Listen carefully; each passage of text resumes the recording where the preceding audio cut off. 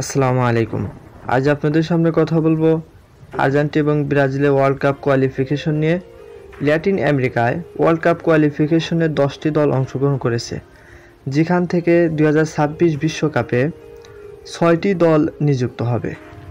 যেখানে আর্জেন্টিনা 14টি ম্যাচ শেষে 31 পয়েন্ট নিয়ে রয়েছে পয়েন্ট টেবিলে 1-এ এবং ব্রাজিল 14 ম্যাচ শেষে 21 পয়েন্ট নিয়ে টেবিল 4 নম্বর অবস্থানে রয়েছে। ল্যাটিন আমেরিকায় ওয়ার্ল্ড কাপ কোয়ালিফিকেশনে প্রত্যেকের 18টি করে ম্যাচ অনুষ্ঠিত হবে, যেখানে তারা 14টি ম্যাচ সম্পূর্ণ করেছে। এখন 15 এবং 16তম ম্যাচ অনুষ্ঠিত হবে আগামী 6 এবং 10 জুন। ওয়ার্ল্ড কাপ কোয়ালিফিকেশনে আর্জেন্টিনা 14টি ম্যাচ শেষে 10টিতে জয়, 1টিতে ড্র এবং 3টিতে পরাজিত হয়ে 31 পয়েন্ট অর্জন করেছে। সেই সাথে ব্রাজিল 14টি ম্যাচ শেষে মাত্র 6টিতে জয়, 3টিতে ড্র এবং 5টিতে পরাজিত হয়ে 21 পয়েন্ট নিয়ে পয়েন্ট টেবিল 4-এ রয়েছে। ইতিমধ্যে আর্জেন্টিনার কোচ স্কলানি চিলি এবং কলম্বিয়ার ম্যাচকে সামনে রেখে স্কোয়াড ঘোষণা করেছে, যেখানে আর্জেন্টিনা এবং চিলি মুখোমুখি হবে 6 তারিখ সকাল 7টার সময় এবং 11 তারিখ সকাল 6টার সময় মুখোমুখি হবে কলম্বিয়ার সাথে।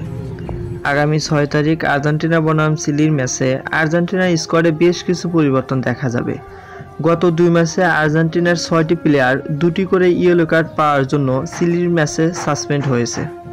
তাদের মধ্যে 6টি খেলোয়াড়ের মধ্যে অন্যতম Enzo Fernandez, Mac Allister, Nico গঞ্জালেজের মতো খেলোয়াড়কে আমরা চিলির ম্যাচে দেখতে পাবো না, যে কারণে আর্জেন্টিনার একাদশ হতে পারে ফরওয়ার্ডে 2 উইংয়ে মেসি অ্যান্ড আলভারেজ এবং স্ট্রাইকারে মার্টিনেজকে দেখতে পারি।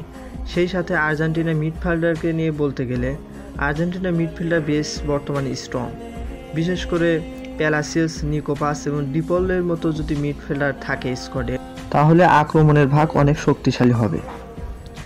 সেই সাথে থাকবে বিশ্বসেরা গোলকিপার মার্টিনেজ, তার সামনে রোমেরো মলিনার মতো খেলোয়াড়কে আমরা দেখতে পাবো। অন্যদিকে 5 বারের বিশ্ব চ্যাম্পিয়ন ব্রাজিলকে নিয়ে বলতে গেলে তারা শেষ 2002 সালে ওয়ার্ল্ড কাপ জেতার তারপর থেকে তাদের পারফরমেন্স ধারাবাহিকতা বজায় রাখতে পারছে না, যে কারণে শেষ মুহূর্তে এসে তারা 2025 সালে রিয়াল মাদ্রিদের মাস্টারমাইন্ড কোচ কার্লো আনচেলত্তিকে নিয়োগ দেন। কার্লো আনচেলত্তি তার ক্যারিয়ারে 33টি ট্রফি জিতেছেন, যা বর্তমান সময়ে অন্য কোনো কোচের ক্যারিয়ারে নেই। সামনে ইকুয়েডর এবং প্যারাগুয়ের ম্যাচকে সামনে রেখে কার্লো আনচেলত্তি যে স্কোয়াডে ঘোষণা করেছেন, সেখানে বেশ কিছু পুরাতন খেলোয়াড় পুনরায় ডাক পেয়েছে। তাদের মধ্যে অন্যতম ক্যাসমিরো, রিচার্লিসন, অ্যান্টনি সহ অনেক খেলোয়াড় ডাক পেয়েছেন। 6 জুন ভোর 5টার সময় ব্রাজিল বনাম ইকুয়েডর মুখোমুখি হবে। সেই সাথে 11 জুন 6:45 মুখোমুখি হবে ব্রাজিল বনাম প্যারাগুয়ে।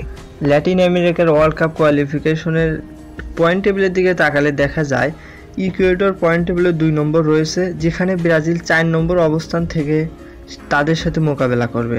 তাহলে বোঝাই যাচ্ছে ম্যাচটা অনেক চ্যালেঞ্জিং হতে যাচ্ছে। সেই সাথে 11 তারিখ ভোর 6:45 যে প্যারাগুয়ের সাথে অনুষ্ঠিত হবে, মুখোমুখি হবে, সেই ম্যাচেও প্যারাগুয়ের সাথে ম্যাচটি অনেক চ্যালেঞ্জিং হবে, কারণ প্যারাগুয়ে পয়েন্ট টেবিলে 5 নম্বরে রয়েছে। ব্রাজিলের নতুন কোচ কার্লো আনচেলত্তি ইকুয়েডর এবং প্যারাগুয়ের বিপক্ষে যে স্কোয়াডটি ঘোষণা করেছে, সেই স্কোয়াডে বেশ কিছু বিশ্বমানের খেলোয়াড়রা রয়েছে, যাদের মধ্যে অন্যতম Vinicius Junior, Raphinha, Richarlison, Antonio, Casemiro এবং এবার ইউসিএল চ্যাম্পিয়ন মার্কুইনিস এবং প্রিমিয়ার লিগ চ্যাম্পিয়ন অ্যালিসন বেকারের মতো খেলোয়াড়কে আমরা ব্রাজিলের স্কোয়াডে দেখতে পাবো। তাহলে বোঝাই যাচ্ছে ব্রাজিল এবার বেশ স্ট্রং, হয়তোবা তাদের সেই পুরনো রাগ সব কিছু এবার ফিরে আনবে। এখন দেখার বিষয় আর্জেন্টিনা এবং ব্রাজিল তাদের এই 2টি ম্যাচের মাধ্যমে বিশ্ব সমর্থকদের কি এনে দিতে পারে। হয়তোবা কোনো পজিটিভ দিকই এনে দিবে, কারণ 2টি দলেই রয়েছে বিশ্বমানের সব খেলোয়াড়রা। ধন্যবাদ, শুভকামনা রইল আর্জেন্টিনা এবং ব্রাজিল টিমের প্রতি। আসসালামু আলাইকুম।